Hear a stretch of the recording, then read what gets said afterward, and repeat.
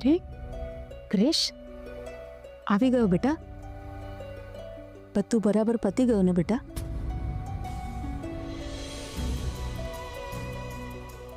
શું થયું?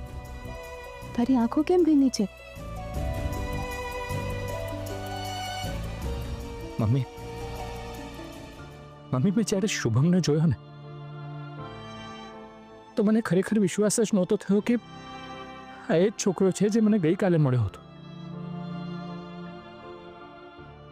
મમ્મી આટલો ભણેલો હોવા છતાં પોતાની ફેમિલી માટે ઢાબા ઉપર કામ કરતો હતો. ક્રિશ, મજબૂરીની ઘડીઓ ભલાને મારી નાખતી હોય છે બેટા. મમ્મી તને ખબર છે એના પપ્પાને કેન્સર હતું, એટલે એના પપ્પાની જવાબદારી, એના ઘરની જવાબદારી, એની બહેનના લગ્નની જવાબદારી બધું એકલા હાથે કરતો હતો. એટલે જ ઘણા છોકરાઓ સમય કરતાં વહેલા મોટા થઈ જતા હોય છે. તારી વાત સાચી છે મમ્મી, અને એનામાં આટલી સમજ તો હતી જ કે મેં એના મોઢા ઉપર ક્યારેય દુઃખ નહોતું જોયું. મમ્મી, મેં હંમેશા એને હસતો અને લોકોને હસાવતા જ જોયો છે. ક્રિશ બેટા, છોકરાઓની આ જ તો ખાસિયત હોય છે કે દિલમાં ગમે તેટલા દુઃખના દરિયા ચાલતા હોય પણ મોઢા પર હંમેશા સ્મિત હોય છે. મમ્મી આજે જ્યારે મેં જોયો ને ત્યારે મને એવું થયું કે કોઈનું એને શું બગાડ્યું હશે કે એની આવી રીતે હત્યા કરી. હત્યા?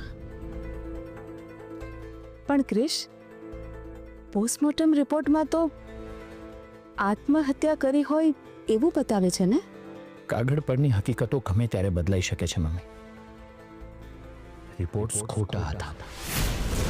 હું શુભમને બહુ સારી રીતે ઓળખું છું મમ્મી. એ છોકરો પરિસ્થિતિની સામે હારી જાય એવો નહોતો, પણ પરિસ્થિતિની સામે લડે ને એવો હતો.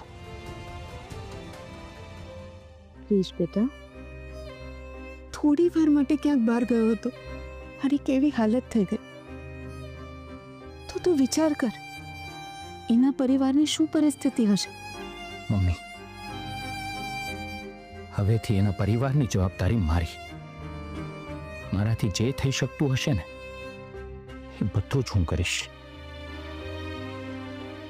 ક્રિશ, તારી નહીં, આપણી. હા, એમના દીકરાની ખોટ તો આપણે પૂરી નહીં કરી શકીએ, પણ આપણાથી બનતા પ્રયત્નનું બધું જ આપણે એમના માટે કરીશું. હા મમ્મી, હું શુભમના હત્યારાઓને છોડીશ નહીં. કંઈ પણ થઈ જાય, હું શુભમને ન્યાય અપાવીને રહીશ.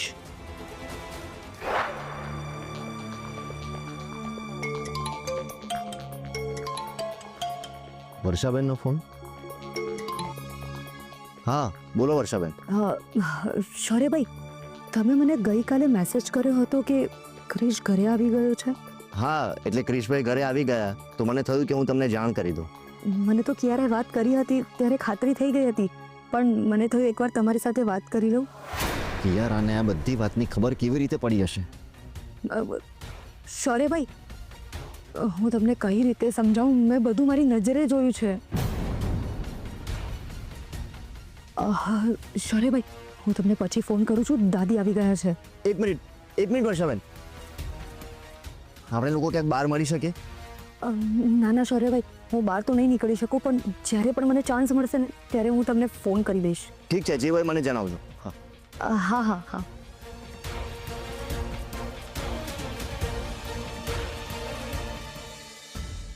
અરે વર્ષા, હા બા. સાંભળ તો, આજે જમવામાં શું બનાવવાની છે તું? તમે જે કહેશો એ બનાવી દઈશ બા. તો એક કામ કર, હૈદરાબાદી બિરયાની બનાવ. તે દિવસે તે બનાવી હતી ને, મારી મીઠડીને બહુ ભાવે છે. હા ચાલો, બહાર જવાનું બહાનું મળી ગયું. એ તે સાંભળ્યું કે નહીં? હા હા બા, પણ નહીં બને, કેમ કે હૈદરાબાદી બિરયાનીમાં નાખવાના બધા શાક ઘરમાં પતી ગયા છે અને સ્પેશિયલ એનો મસાલો પણ લાવવો પડશે. અરે તો શું એ બધું લેવા હું જાઉં હવે? અરે ના ના, હું લઈ આવું છું ને. જા બધું લેવા, સીધી ઘરે આવજે અને બીજે ક્યાંય રખડવા ના જતી. પણ બા હું નહીં જાઉં. હું બહાર જઈશ ને તો કિયારા મારી પર ગુસ્સો કરે છે. અરે છોકરી, આ ઘરના કામ કરવા માટે બહાર જાય ને તો તને કોઈ જ ખીજવાવાનું નથી. ફટાફટ જા અને બધું લઈને જલ્દી પાછી આવજે. ઠીક છે, હું લઈ આવું છું.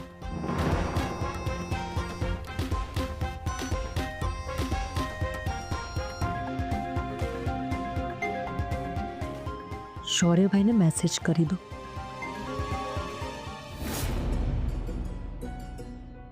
Thank you so much.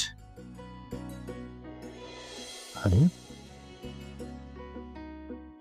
Thank you શેના માટે? અને મેં એવું તો શું કર્યું છે કે તમારે મને થેન્ક યુ કહેવું પડે? તે અમને કીધા વિના જ શ્રેયાની ફી ભરી દીધી. ક્રિશ, તું આટલી તકલીફમાં હોવા છતાં તે શ્રેયા માટે, અમારા માટે આટલું કર્યું ને,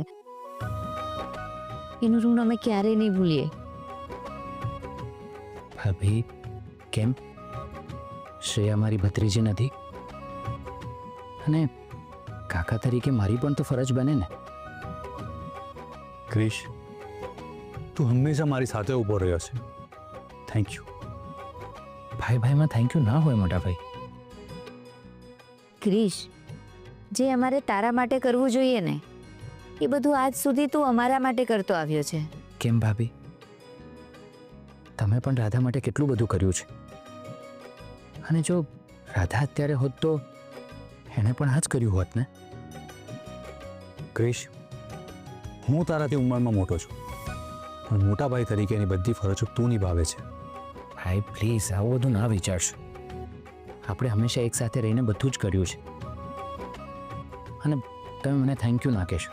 એવું હોય તો એની જગ્યાએ મને આશીર્વાદ આપો કે આપણો જે નવો બિઝનેસ છે એ સારી રીતે ચાલે.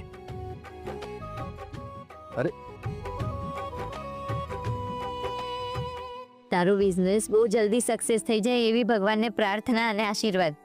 અને ભગવાન તને ખૂબ ખૂબ પ્રગતિ આપે. અને મારી શુભેચ્છા અને હું બંને હંમેશા તારી સાથે છીએ. થેન્ક યુ મોટા ભાઈ. થેન્ક યુ ભાભી. અચ્છા ક્રિશ, આપણી જે વાત થઈ હતી ને પબ્લિસિટી માટેની, એ મેં રેડી કરી દીધું છે. અરે વાહ, કામ શરૂ કરી દીધું તમે? અરે હું તો તને બતાવવા જ આવવાનો હતો. અરે ભાઈ દેટ્સ ફાઇન. તમે બનાવ્યું છે એટલે મારે ચેક કરવાની જરૂર નથી. સોશિયલ મીડિયા પબ્લિસિટી વાળાને પણ મળીને આવ્યો છું. એ લોકોના પેકેજ સાંજ સુધીમાં આવી જશે. ઠીક છે ભાઈ, એના એસ્ટિમેટ માટે આપણે બંને બેસીને ચેક કરી લઈશું. અને જો એવું હોય તો એનો થોડા એડવાન્સ પણ આપી દઈશું. ભાઈ એક કામ કરો ને, તમે થોડા પૈસા રાખો અને એવું હોય તો તમે જ એને આપી દેજો. ના ના, એની જરૂર નથી. અને જો જરૂર પડશે ને તો હું તને કહીશ. ઠીક છે, મારે 2 મિટિંગમાં જવાનું છે, હું નીકળું.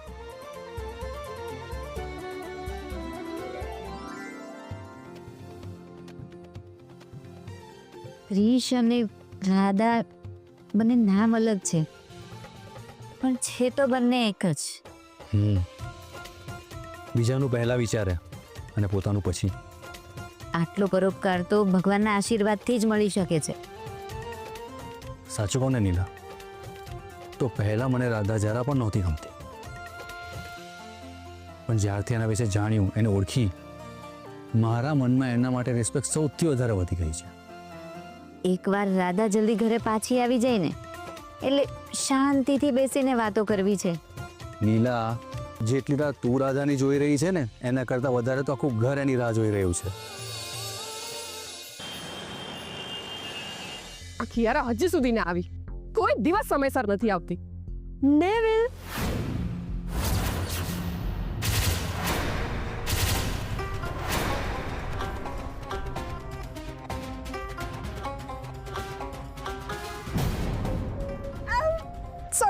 સોરી મજાક કરો છો પિયા. તારા મજાકમાં મારો જીવ નીકળી ગયો. અરે મને થયું કે ડેવિડના નામથી મને કોણે બોલાવી? અરે પિયા, એક જ તો નામ છે, કિયારા. પિયા, આમ પણ તને આ કપડામાં કોણ ઓળખવાનું હતું? કેવી રીતે ખબર પડે કે તું ડેવિલ છે? ખબર પડે કે ના પડે, પણ મનમાં એક ડર તો હોય ને